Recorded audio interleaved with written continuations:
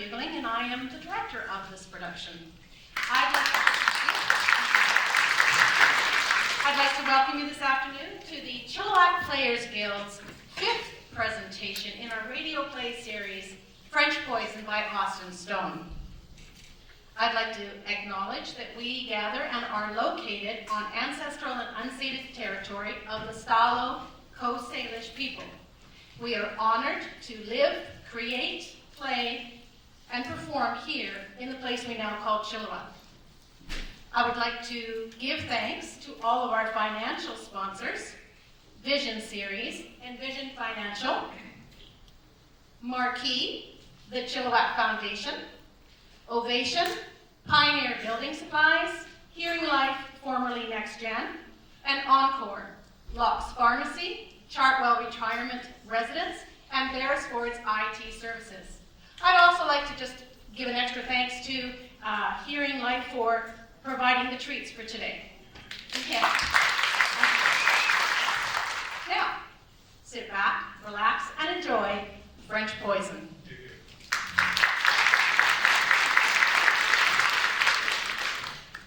Few murderers nowadays resort to the use of arsenic. For one thing, doctors are quick to recognize the long, drawn-out, agonizing symptoms during life, whilst the analysts can detect even the minutest quantity in the organs after death. Yet, less than a century and a half ago, comparatively little was known of the properties of this deadly white powder, and in 1840, the case of Marie LaFarge was to prove a definite landmark in the forensic history of arsenic. And although the drama was played out in France, it found echo in every capital in Europe, including the London law courts. Marie LaFarge was born Marie Capel and was the daughter of a colonel in Napoleon's Old Guard. Her mother had been a natural child of Louis Philippe by Madame de Genlis. Thus, in her veins ran the royal blood of the Bourbons.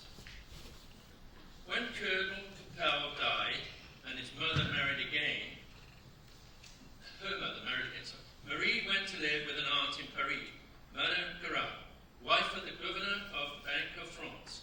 Those early years were happy enough, shared by one bosom friend her own age, Georgette Nicolet, a daughter of French nobility.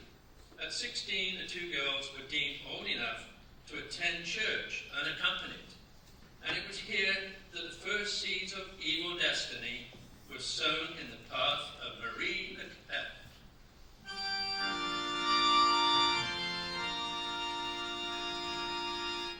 Georgette, do you see that man over there? The young, dark one in the frock coat? He keeps staring at us.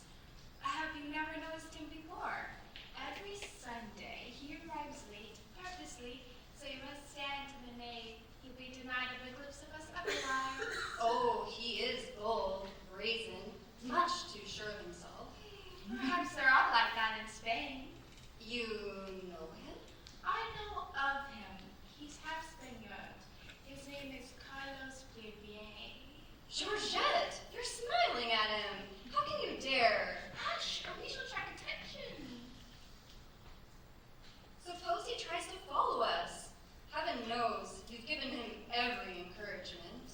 Don't worry, he has no need to follow us. No need? What do you mean, Georgette? I'll tell you once we get outside.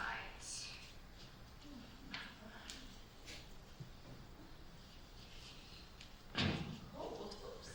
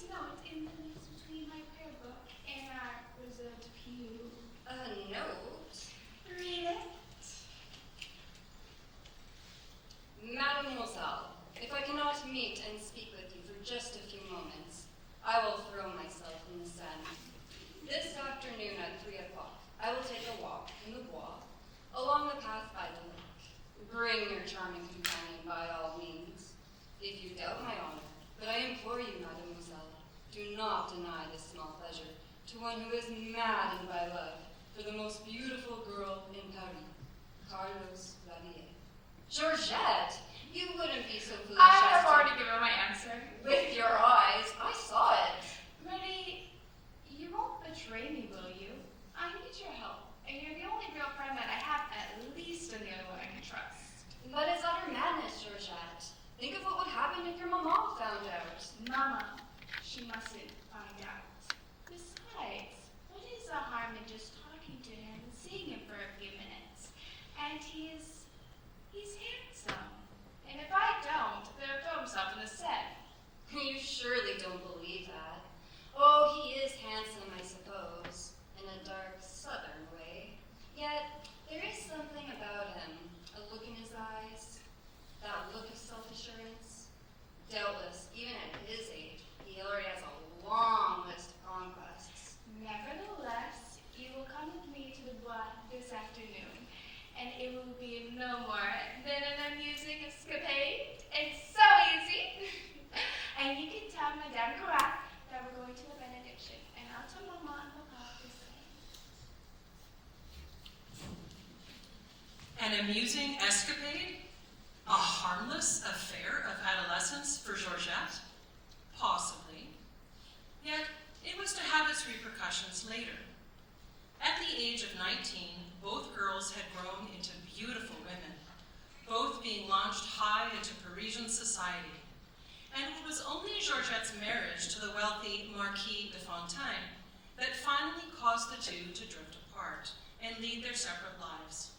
As for Marie Capel, naturally, there were suitors in abundance, yet she seemed in no hurry to make her choice. However, Madame Garat and the rest of the family had their own plans for Marie's future. But Aunt Louise, I don't want to marry anyone. That is, not yet. Not yet, mon Dieu. Do you realize that you are fast approaching your 20th birthday? Is it your intention to remain an old maid all your life? Better that than to marry for the sake of convention. Someone I don't love. As for this iron master... You should be flattered by the offer. Charles LaFarge is head of one of the oldest families in Provence. He is young, well set up in the iron business, and you would become mistress of the Chateau Glandier. Have you thought of that? The more I think of it, the more I do realize that my heart, my whole life is here in Paris, not in the heat and depths of Provence. Why, in the summer, they say the smells are so... Silence, child. I tell you, Charles LaFarge has come to Paris for the express purpose of seeking a wife. What is more, from the moment he set eyes on you, his mind was made up. But I was rude to him, horribly rude. I only agreed to the interview to please you, Aunt Louise. And yet, despite your sulking and inexcusable behavior, he has asked for your hand in marriage. And I refuse it. Refuse?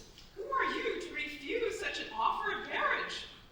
I tell you, Marie Capel, that not only do I desire this match, but it was also the wish of your mother and the rest of the family. Yes, because they all want to get rid of me. Even you want to get rid of me. Oh, it's high time I was married off to the first man that can offer a chateau. My feelings, my ideals, don't count. Feelings, ideals, what is this nonsense? Surely I am free to choose for my own self. I have my own dowry of 100,000 francs under Papa's will. And I shall see that you put it to good use.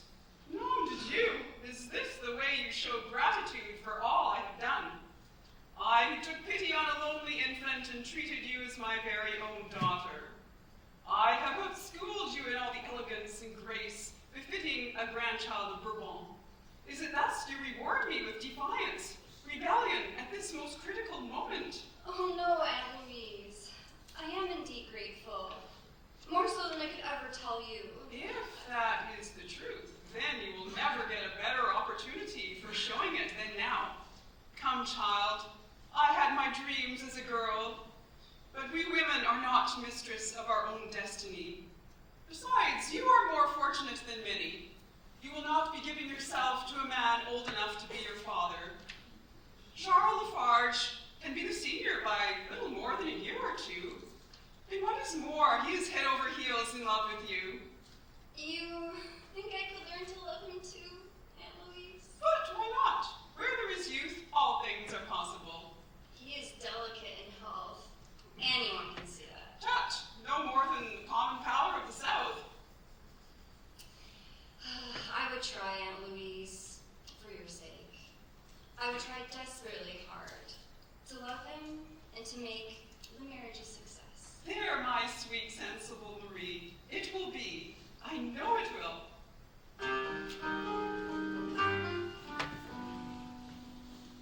The wedding took place in Paris in August of that same year, 1839. It was an event worthy of the bride's social standing, but there the glamour of the occasion ended.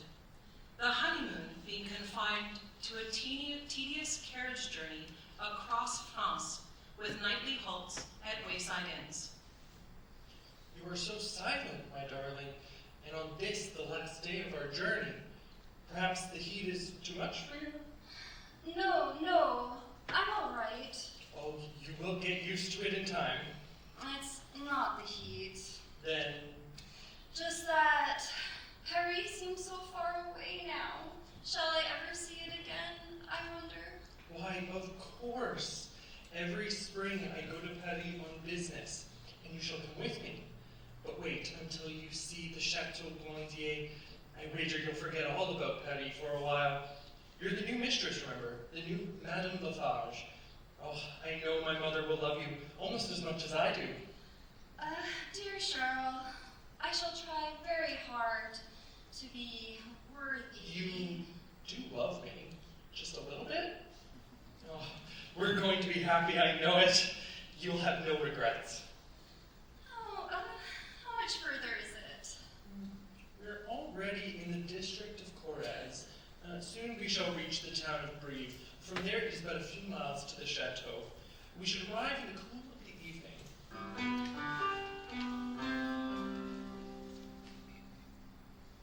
Over there, above those trees, you can just see the spires of the chateau. I never knew any place could be so densely wooded. How dark it looks. Everywhere. You can't have too much shade here in the summer, believe me. I believe you, all right. Tomorrow, I shall show you over to the iron foundry, a mile or so beyond the village.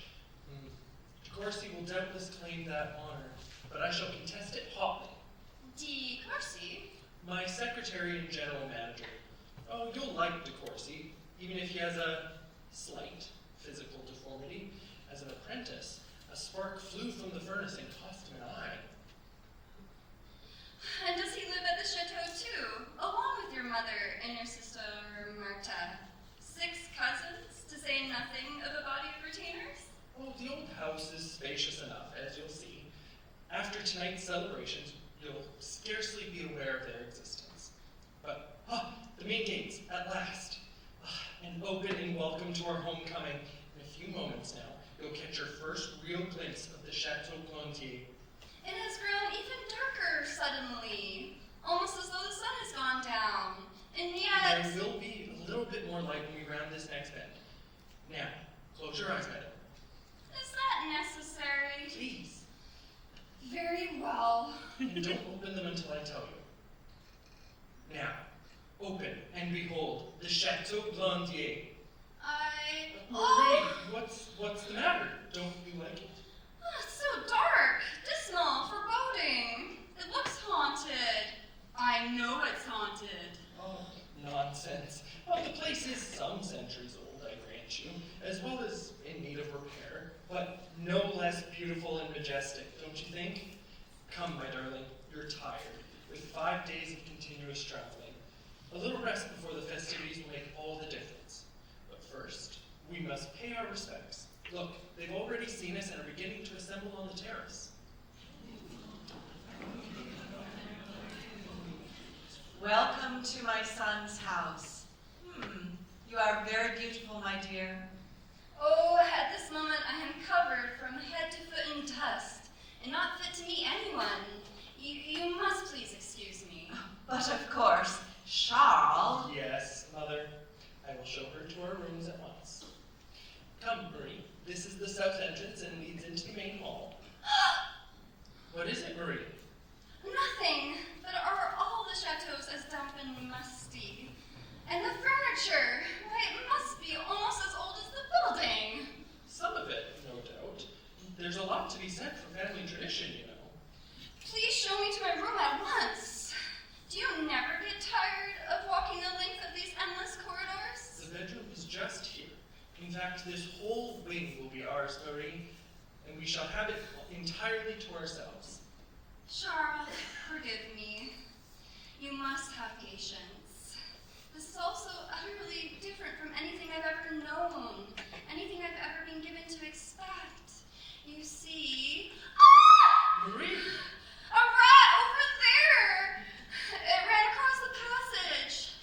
But that's nothing to worry about. It won't harm you. Most of these old places have plenty of... Oh! But Marie, let me in. I must speak to you. Marie, do you hear? Let me in. Marie!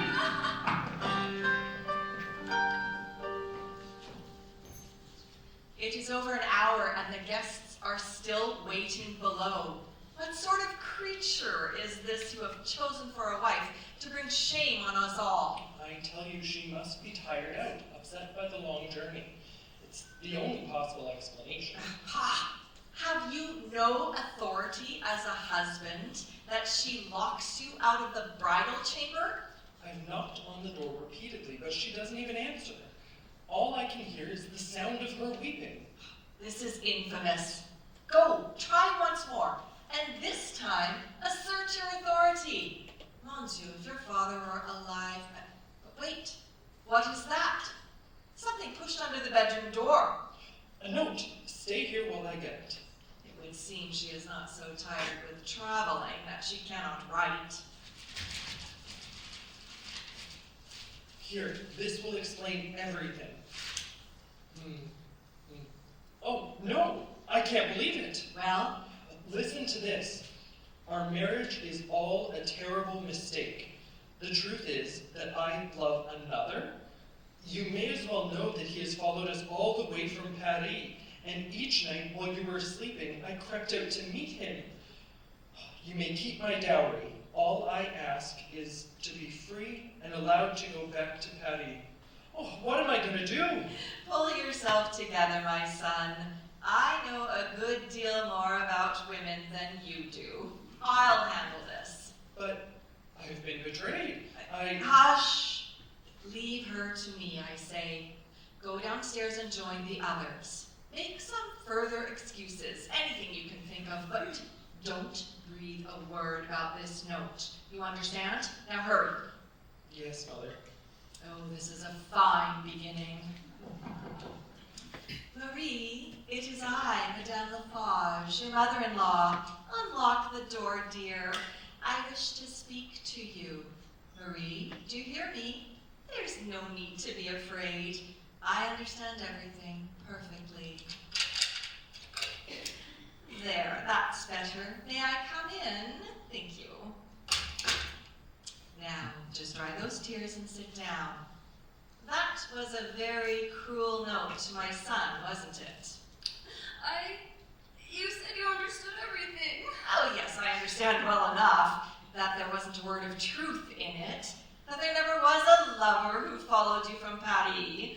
Be honest, you made that all up, didn't you? Yes. Come, my dear, it is only natural that after the gay lights of Paris, you should feel as you do about the chateau. But in time, you will come to love the old place, as I do. Besides, have you forgotten that you are the new mistress here now?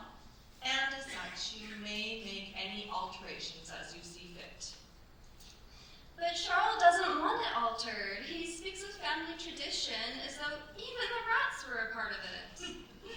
Nevertheless, he will not deny you a few modifications, a few whims. Listen, my dear, I I was a girl of 17 when I first became mistress of the Chateau Glandier. Do you suppose, after all these years, it is going to be easy for me to stand down and take a second place here? I have a battle to fight, as well as you, remember? Yes, Madame LaFarge. And we will fight our separate battles together, you and I. We both owe that much to Charles. I will try very hard. I promised Aunt Louise I would try. Then here, your trunks. Well, they are not even unpacked yet, but mon Dieu, what is this? I have never seen such a ravishing frock. It's the latest fashion from Paris. Then put it on now. Why, in this dress you will charm the guests, everyone. Oh, they will quite forget that you kept them waiting an hour and a half.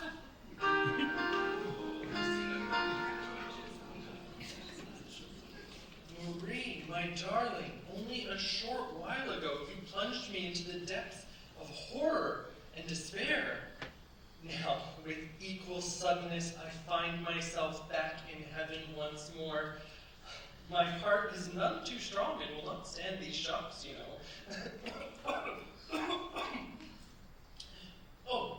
This is my sister Martha. How do you do, Martha? Madame, will you please call me Marie, if you wish it? Oh, you two are going to be great friends, I know. With your permission, that is a very becoming dress. You like it? Divine! But you will have little use for it here at the Chateau Glandier. However, after tonight, the material will doubtless come in useful for something. Martha, please, hand round more wine. Oh, certainly. Marie, I want you to meet De Courcy. De Courcy, this is my wife. I am indeed charmed, Madame. Charles has told me all about you. So, and has he burdened you with all the business secrets of the ironworks? Why, no, not yet, that is... Doubtless, you will be in your husband's confidence as time goes by. Charles, you two cannot monopolize her like this. Come with me, my dear. You've yet to meet your cousins. And after that, we'll all sit down to table. Well, how much is a dowry? Huh? I said, how much? Oh, 100,000 francs, but Not bad, but we are going to need every centime and more. good heavens, I didn't marry her for that. Then you are doubly fortunate, my friend. Listen, De Courcy, now that I am married, all these financial deals will have to stop. You think it's as simple as that? It was you that persuaded me in the beginning. But never forget that you are the master, and when a man sticks his finger in the glue pot, they cannot be so easily withdrawn. Hush! This is no time and place to discuss things. Ladies and gentlemen, I would like to be the first to offer a toast to the bride and bridegroom.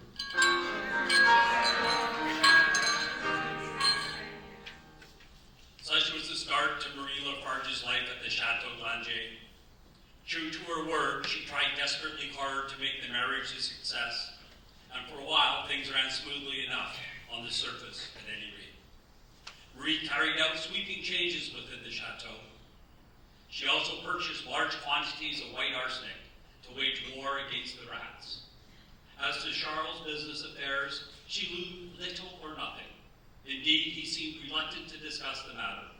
That is, until one day, less than 3 months after her arrival at the chateau.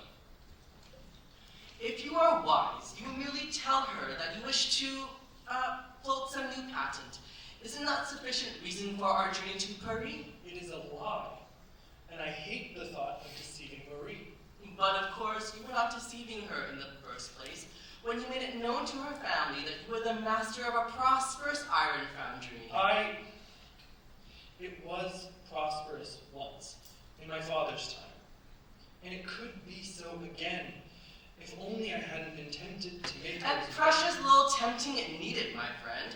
Besides, this affects me as well as you, and it is not my intention to let the whole of Correz know of it. Remember what I said. You wish to see me, Charles? Yes, sit down, my darling. The fact is, we're thinking of floating a new patent. Oh, you would hardly understand the details, of course, but it will necessitate a journey to Paris.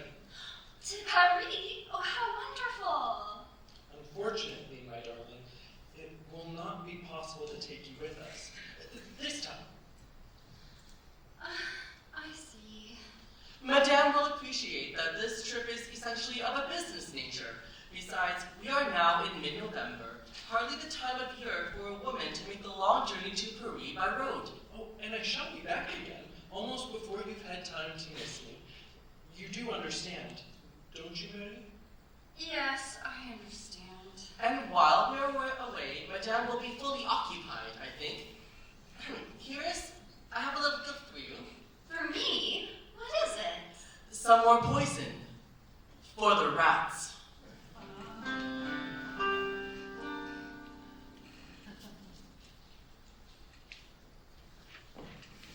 Oh, Marta, please tell me, is this the crock you use for mixing flour? It's the one we use, but I've no doubt you'll find it too old-fashioned, like the furniture and most other things here at the chateau. I only want to make a cake for Charles. What's that you say? A cake? For Charles? I've already seen to it. Only yesterday I made a dozen coffee eclairs and sent them to Paris. And mine will be gingerbread. I'll have you know that Madame LaFarge's coffee eclairs are renowned throughout Correz. Oh, I'm quite sure they are. As for Charles, they have been his favorite since boyhood. I doubt he'll even touch gingerbread. But he adores it. He told me so. And besides, this cake will have special significance. What significance? Charles has been away for over a fortnight now, and already I'm beginning to miss him. Horribly. By the time this cake arrives at his hotel in Paris, he will have received a letter from me asking him to eat a slice at exactly 12 o'clock on a certain night and to think of me. And at that very same moment, I shall be thinking of him. Most romantic, I'm sure. At least it will help to take his mind off business for a while. Oh, his letters are full of it. If I were a man, I might understand what it's all about. But everything seems to be going on most satisfactorily.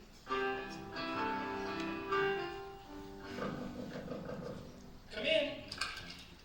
A parcel for you, Monsieur LaFarge. Ah, and from my wife. I've been expecting this. Quick, Joseph, your penknife. I can't wrestle with all these knots. Here, Monsieur. Good.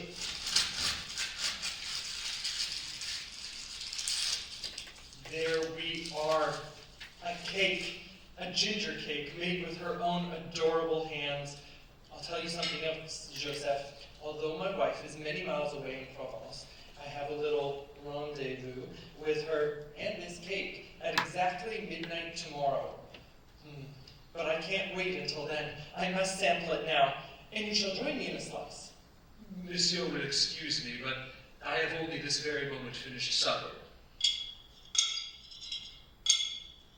Some other time then, Joseph. There, your penknife. Thank you. Delicious.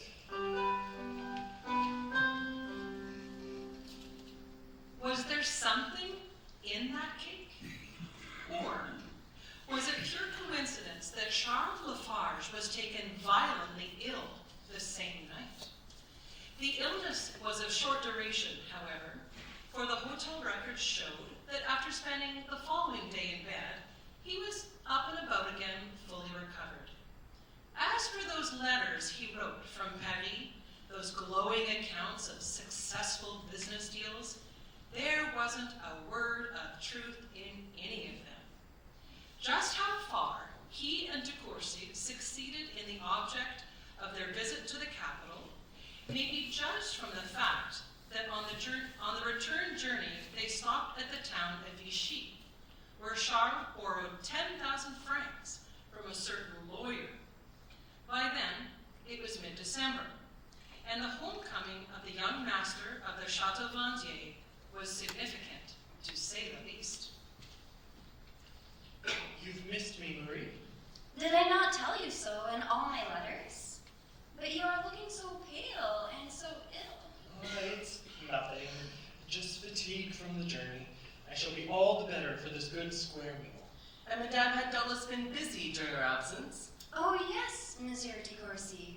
You'll find quite a few more improvements about the chateau. At least, I hope you will consider them improvements. I am quite sure, Madame. New blood is always an improvement in any business. Talking of business, what have you and Charles been up to? He's the mere ghost of himself. Have no fear. A week under my care and my cooking, and we shall soon see the difference. Mon Dieu, what is the matter? Charles, you are ill, really ill. I know it. Oh, Charles, what is it, my son? I shall be all right. Oh, you must get to bed at once. Here, take my arm. I will see to him. Please, Mother, I would rather Marie.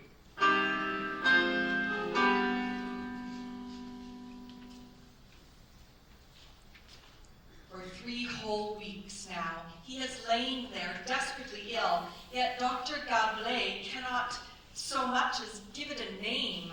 But there must be some remedy, Mother. Well, of course there is a remedy, Martha, but what chance have I of applying it? I, who am not permitted at my own son's bedside for more than a few minutes at a time. And yet it is Charles who insists upon her doing everything. Why, he won't even touch a morsel of food unless her delicate white hands have prepared it. All to which purpose she has schooled him. Oh, she is a crafty one, right enough. And in the meantime, my son grows weaker daily. Mother, what do you really think is the matter with Charles? Martha, I don't think. I know. What do you know, Mother? That my son is being slowly poisoned. Poisoned? Doesn't everything point that way? Yes, I believe you're right, Mother. And yet, why should she want? Have you forgotten the very first night of her arrival here? That note she wrote to Charles? You mean? I mean that after all, it must have contained the truth. That there was, in fact, a lover who followed her from Paris.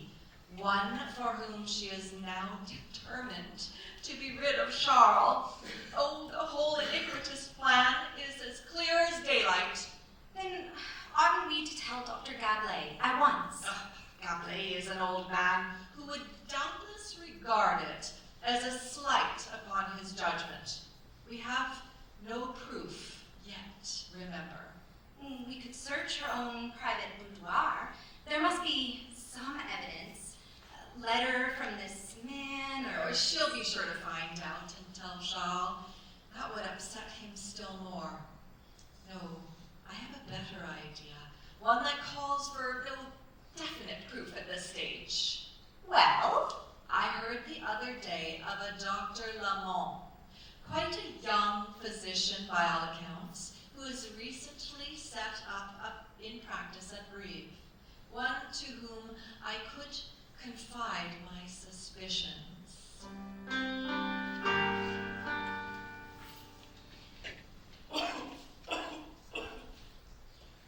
Marie, don't go away. Don't leave me, Marie. I'm so ill. Have no fear. I shan't leave you. Here, drink this, the black currant. It will ease your chest. Is that better? Yes, but my whole body feels cold, yet on fire. It will pass. Soon, you will be quite well again. Marie, I don't want the others in here. I don't want anyone but you. But your mother, she must be allowed to see you sometimes. This way, Doctor. Charles, this is Dr. Lamont of Brive. He's going to give you a thorough examination. Possibly he might find something that Dr. Gablé has overlooked. Oh, this is my daughter-in-law, Doctor. Madame? But I didn't send for him. I don't want any more doctors. Oh, but we want you to get well again, don't we, Marie? I think it would be best if I were left alone with the patient. Oh, of course. Come, Marie. I feel quite sure that Dr. Lamont will be quick to diagnose the trouble and also to provide a speedy recovery. But you know, I wanted to call in Dr. No of Vichy. He is older and more experienced. One of the cleverest doctors in France, they say. Why, this young Dr. Lamont can be little more than I had good reason for calling in Dr. Lamont. Have you never heard it said that old men, even doctors, are apt to be fooled by a pretty face? What do you mean? At least I am not fooled. You may ask, where is my proof? I tell you, a woman's intuition, a mother's intuition, isn't that better than any practical evidence? I don't understand what you're talking about. Nevertheless, after today, I think you will find that I am ordered to take complete charge of the sick room and, in particular, to supervise all of Charles' food and drink. Are you suggesting that? Listen, that's Charles. What has happened? Marie, where are you, Marie? I think you'd better come, please. Yes, of course. Marie. Here I am, Charles. Do you know what they're saying? It isn't true. I don't believe it. I'll never believe it. He has lapsed into a coma. Not for the first time. His breathing is restrained and the pulse is very weak. What have you done to him? What have you been saying? I assure you, madame, I merely considered it my duty to warn the patient of certain suspicions. That is... I think I know just what you've been telling him. This is your doing, Madame LaFarge. I value my son's life. But what you value still more is your own mind, warped with suspicion, twisted with hatred and jealousy. As for you, you call yourself a doctor? Even if I lived to be 100, you would never gain the skill or knowledge to undo the harm you've done today. Go! Leave the chateau at once! I summoned Dr. Lamont. But I am the mistress here now. Or have you forgotten? Dr. Lamont, go, I say. Leave this very minute. Your services will never be needed here again. Madame, to be sure. You'll be sorry for this. Of all the things I do regret, this will be the very least. From the moment I set foot in the chateau, you've hated me, resented my presence here. You mean, despite your behavior on the very first night, I accepted you as my daughter-in-law. For Charles' sake, you couldn't do otherwise. But soon enough, the jealousy began to creep in small waves at first, gradually mounting, until now. You said you had a battle to fight as well as me, Madame LaFarge. I fought my battle. Can't you see that I'm still fighting desperately hard? But you, leave me alone. Get out. Leave me alone.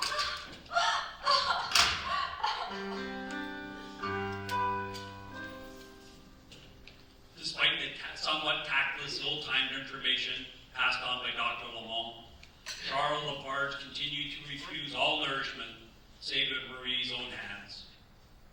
Either through pressure of work, or else for some other reason, the specialist at Vichy was unable to attend. Thus Charles lingered on, growing weaker daily, until early in the new year of 1840, he died, less than 5 months after his wedding day.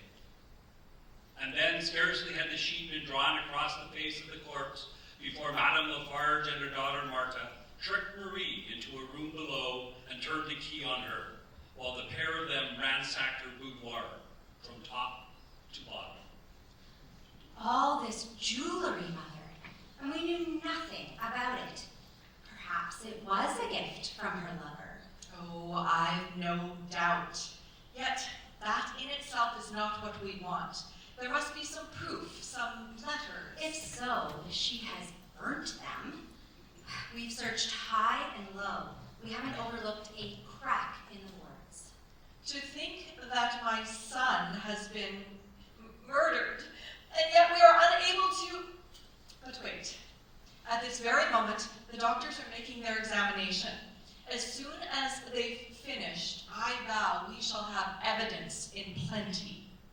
For the rest of it, wasn't she the only one of this whole household who ever had access to his food? Yes, that's true enough. And yet, oh, hush, there's Dr. Gablay now. Tell him to come in here. My mother is in this room, Dr. Gablay. Will you please come in? Yes, mademoiselle. Well? My colleague and I have carried out a very thorough post-mortem examination, madame, and it is our considered opinion that death was due to cardiac weakness, or that is, of course, the heart and slight infection of one lung. There is also evidence of general debility brought on, no doubt, by these conditions. Yes, but the poison. We can find no trace whatever of any poison in your son's body, madame. What's that you say? No poison? No arsenic? None whatever, madame. I can't believe this. All this time, I've been so certain. I've never doubted. But we were wrong. We've made a terrible mistake, Mother. Don't you think the very least we can do is to apologize at once to Marie?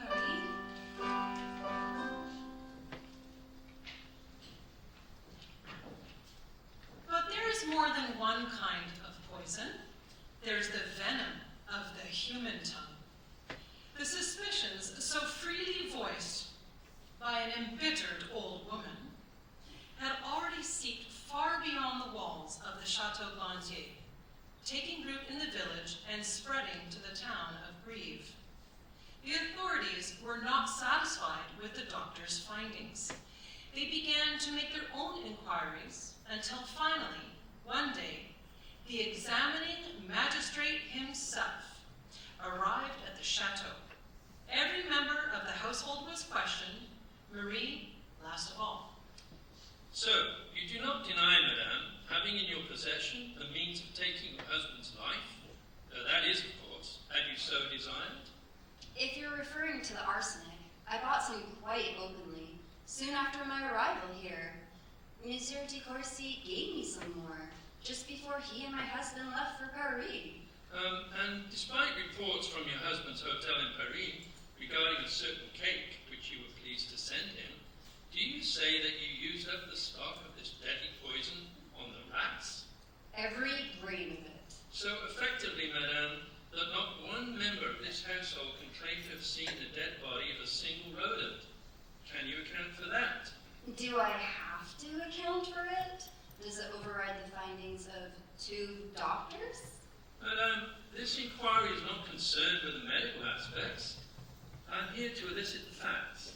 Now, as to motive, Madame LaFarge has deposed as to what transpired on the very first night of your arrival at this chateau, and in particular, the note which you wrote to your deceased and pushed under the bedroom door. There wasn't a word of truth in that note. Madame LaFarge is fully aware of it. So was my husband.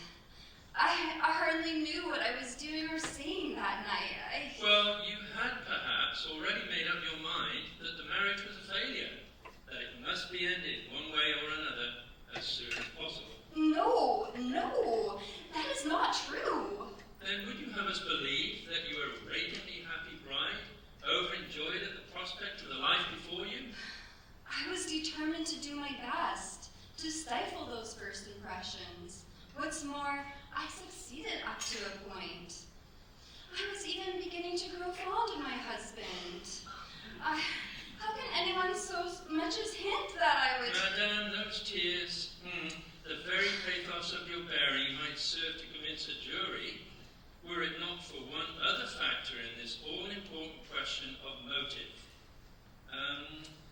married the deceased, you were under the impression, were you not, that Charles LaFarge was master of a prosperous iron foundry? Whereas Monsieur de Courcy has told us that the business was on the verge of bankruptcy, that your dowry of 100,000 francs was absorbed like a drop in the ocean, that your husband returned from Paris empty-handed, save for a loan of 10,000 francs.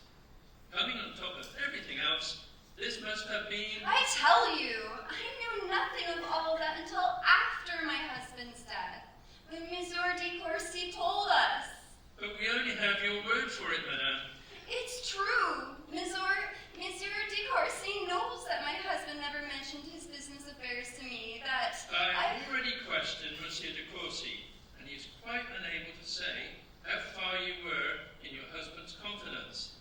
But he knew we never discussed his business. I repeat that we only have your word for it, madame. Thus, it could be said that you had both the means and the motive for ridding yourself of your husband. No! Which brings us to the question of opportunity. Madame, inquiries have shown that you were the only member of the entire household who had access to the food and drink consumed by the deceased during the last 3 weeks of his life. It was his desire that I should do so. He wouldn't allow anyone else to go. Nevertheless, that undisputed fact is, in itself, sufficient to prove opportunity in abundance. But I didn't! I had no reason to wish him dead. Every night I prayed to God for his recovery. I didn't want him to die. That will be for the jury to decide. Marie LaFarge, I order you to be arrested for the willful murder of your husband by administration of arsenic. No!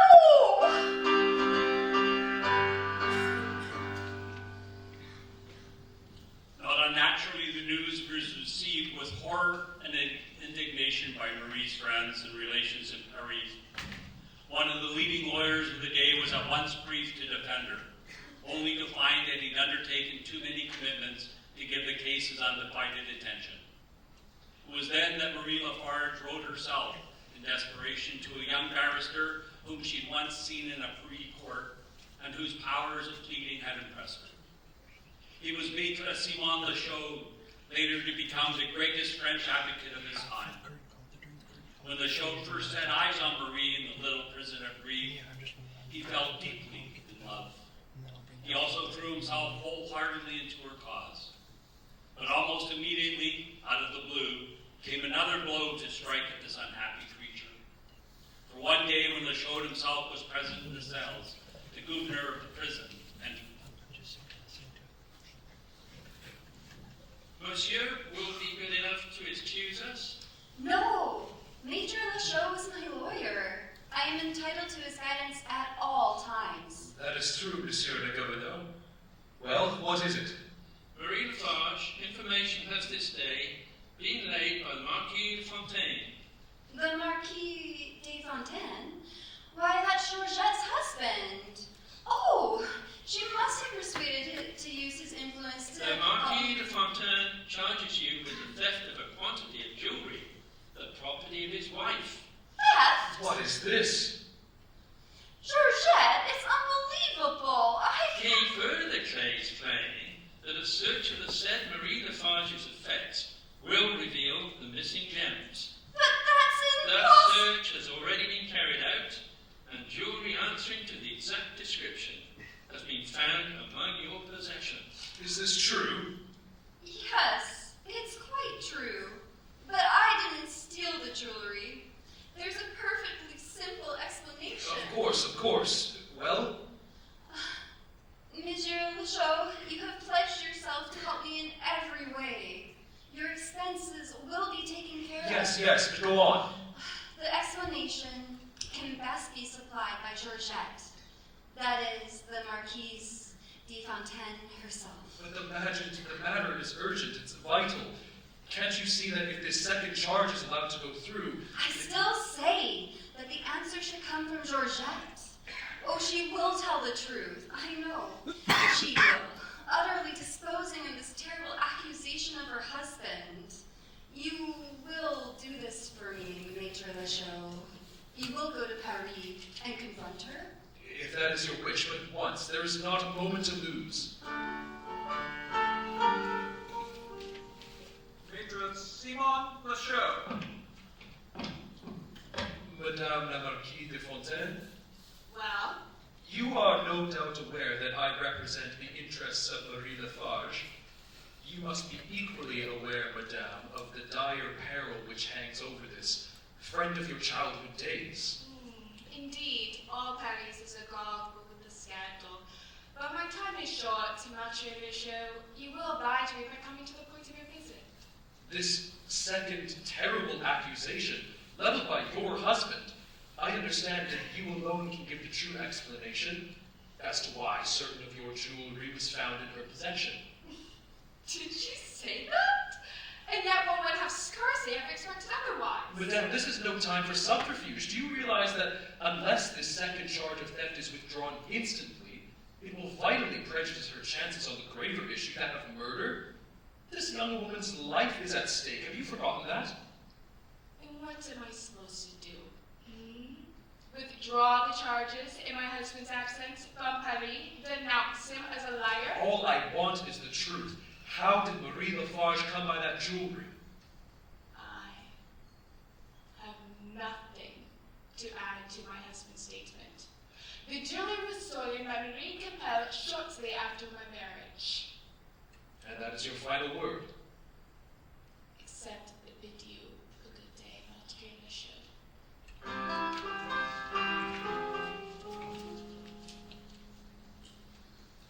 I can't believe that Georgette has done this to me. I was her friend. I helped her. Nevertheless, suppose you now tell me the truth. It was all to do with Carlos Flavier, a half-Spaniard. Georgette and I were only 16 at the time, and she used to meet him secretly in the Bois on Sunday afternoons. Oh, I don't think there was anything really serious about it. The whole affair only lasted a few months because Flavier went away. But Georgette had been foolish enough to write letters to him. And not long after her marriage to the Marquis de Fontaine, Flavier suddenly turned up again in Paris. Knowing that she had married one of the wealthiest men in France, he threatened to send her letters to the Marquis. It was blackmail, eh? Yes. Georgette was in a panic. She gave me some of the jewelry and begged me to sell it and to hand the money to Flavier. That was just before she and the Marquis went abroad.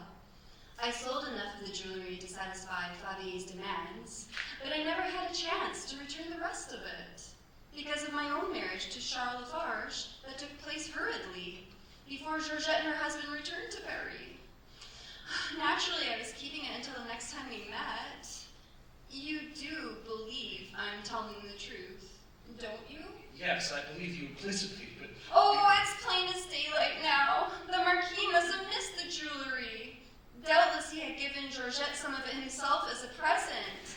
And sooner than confess the truth, she has told him this terrible lie to account for it. The proof, how are we going to prove it? At the moment, it is your word against hers. You had no receipt for the money, of course. Blackmailers don't give receipts. There's only one thing to do. We must find this man, Flavier, and produce him as a witness. But surely he'll deny the whole thing. If he is anywhere in France, I can compel his attendance.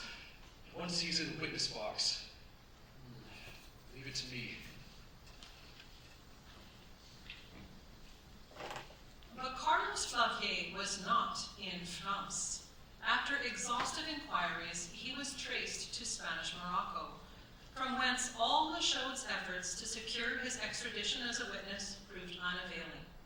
As for Georgette, she remained aloof, adamant, seeking protection behind all her haughty splendor. Thus, when at length Marie LaFarge faced her trial, it was on a double charge of theft and murder. By now, the case had reverberated throughout France, dividing the country into two camps, LaFargists and anti-LaFargists. While the young Simon Lachaud was confronted with what was to prove the greatest and most difficult task of his whole career. From the outset, He took the only possible line. Monsieur le Président, in the absence of the one and only witness who, had he been in the court today, could have utterly disposed of this cruel accusation of theft, the prisoner has no alternative but to allow the first charge to go by default. In doing so, the prisoner puts her trust in your sense of justice, Monsieur le Président and the members of the jury, in the knowledge that, even if she be branded a thief, that does not prove her to be a murderess. Proceed with the second charge.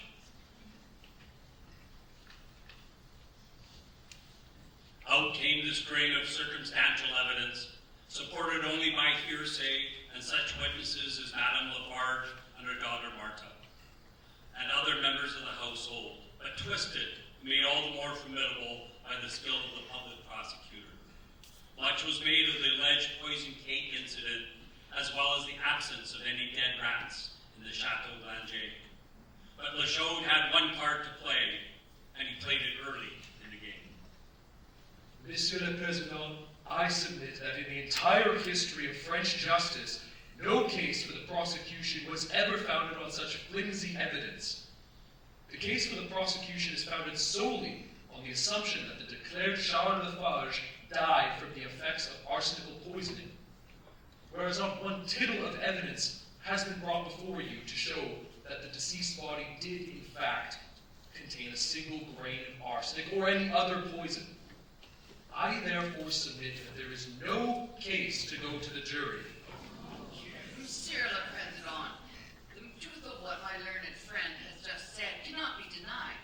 At the same time, the prosecution has not overlooked this all-important point, only trusting to the common sense of the jury that such evidence was unnecessary in view of the overwhelming facts already placed before them. Monsieur le Président, if the case is allowed to proceed, I shall call the two doctors who performed the post-mortem examination and who were unable to find any trace of the poison in the body of the deceased. But first, Monsieur le Président, I claim the right to call on further witness for the prosecution. Does the evidence of this witness directly concern the allegation put forward by the defense? It does, Monsieur le Président. Very well.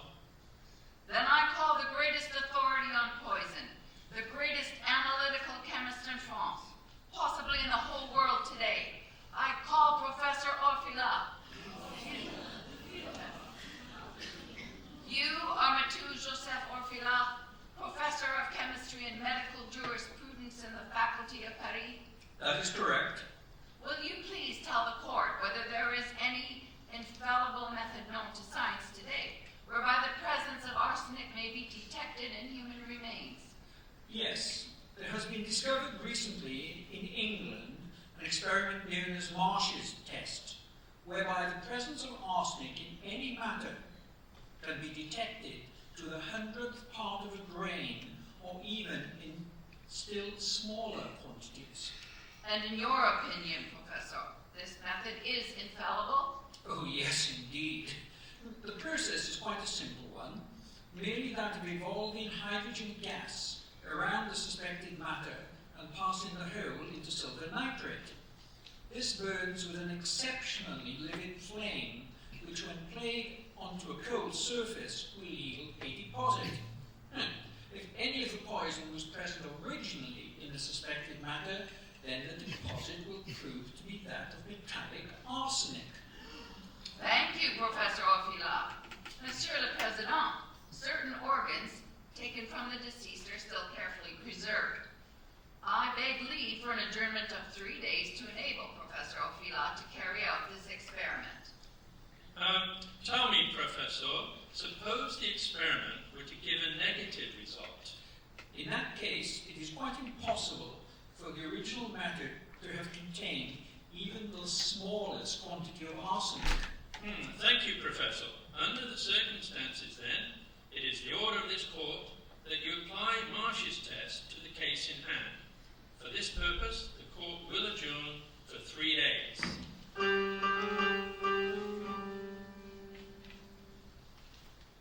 And so, for the very first time in the history of forensic medicine, the experiment known as Marsh's test was used in a murder trial. But was it this added ordeal of suspense for the prisoner? Was it the pale beauty and noble poise of bearing shown throughout by this young girl stretched on the rack? Or was it just the normal trend of human nature, invoking sympathy for one who faces heavy odds? By the time the court reassembled, the remaining bulk of public sentiment in France had swung heavily in favor of Marie LaFarge. But what of the president and the jury? Professor Ophilat, have you, in accordance with the order of the court, applied Marsh's test to certain organs submitted to you and known to be those of the deceased, Charles LaFarge? I have.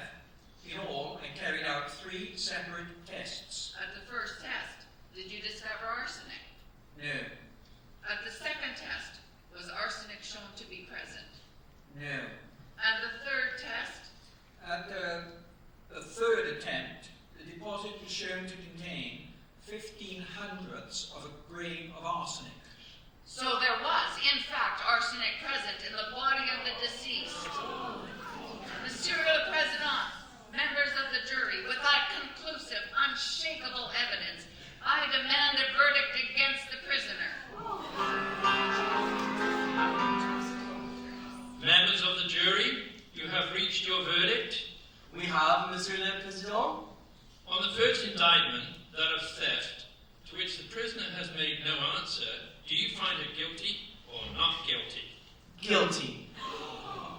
Upon the second indictment, do you find the prisoner, Marie LaFarge, guilty or not guilty of the murder of her husband by poison?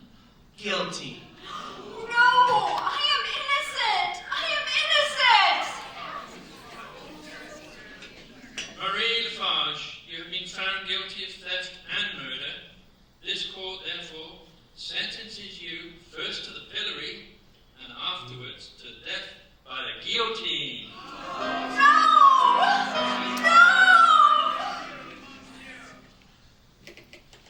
The pillory, death by the guillotine.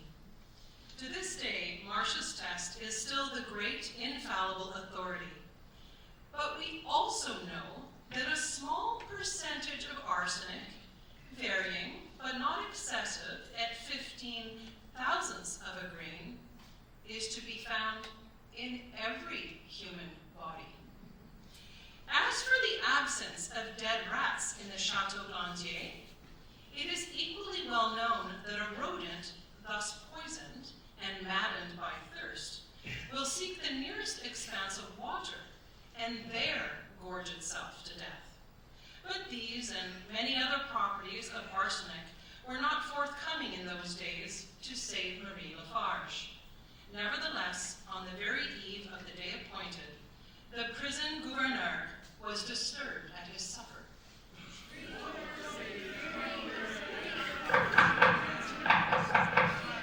Monsieur le Gouverneur! Monsieur le Gouverneur! What in the name of heaven is going on? Have the prisoners mutinied? No, Monsieur le Gouverneur! It is the crowds in the street! Thousands of them demonstrating! Demonstrating? They are waving banners and threatening that if any attempt is made to carry out sentence on the prisoner Marie LaFarge, there will be an organized rescue. They mean it, Monsieur le Governor! The people are in an ugly mood! And the scaffold is due to be erected at dawn.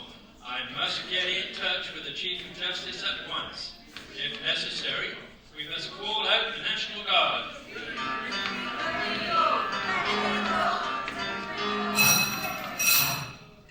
Marie LaFarge, in reviewing your trial and the sentence passed upon you, the Chiefs of Justice have seen fit to extend equality of mercy. Your sentence has, therefore, been commuted to one of life imprisonment. Life imprisonment? Is that what they call mercy?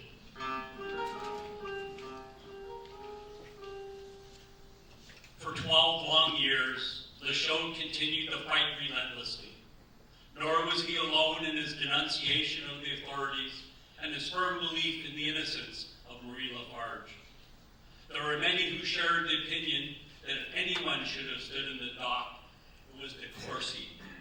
Like a snake that slithers into hiding, he had somehow avoided the limelight. What happened to the 10,000 francs that Charles LaFarge borrowed on the way back from Paris? Not a centime was ever accounted for. And for a while, de Courcy had been the only other soul to know of this transaction.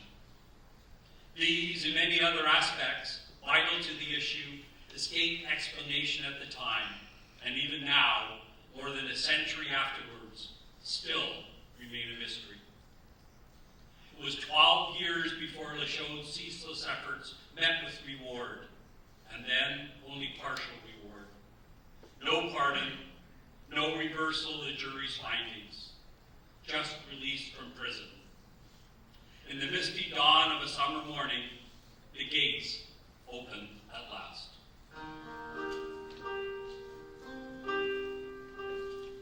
It was Marie's wish that there should only be Lachaud and Madame Gallows. Marie, can this be my own sweet Marie, my niece, an adopted child? Dearest Aunt Louise, don't be alarmed. I know you're looking at an older woman now, but my heart has not changed. Oh, my child. Dear Simone, believe me, I am so grateful for everything. If only I had succeeded earlier. But you must not worry. Nobody must worry. I haven't been idle all these years. Do you know, I have written and received more than 6,000 letters. I counted them. Oh, people were so kind and so sympathetic. And I'll tell you something else, Simone. I've written a book, my memoir. It is called The Hours of a Prisoner. You will see that it is published after my death. You mustn't talk of death, Marie. This is a new beginning, a new lease of life. Not for me, Simone. Something tells me that freedom can do little for me now. Come, Marie, you mustn't talk like that. Step into the carriage before you take a chill. The next time you see her, Maître Lachaud, she will be restored to health. Of course. Goodbye, Simone. I shall never forget. Goodbye, Marie. The Hours of a Prisoner was published all too soon. Marie LaFarge had been right. Freedom could do little now, for the stricken body, which little more than a decade earlier had been that of a young girl, ripe to take her place in Parisian society. Marie LaFarge died 5 months later, on November 7, 1852. To the end of his days, Lachaud cherished her picture, tended her grave,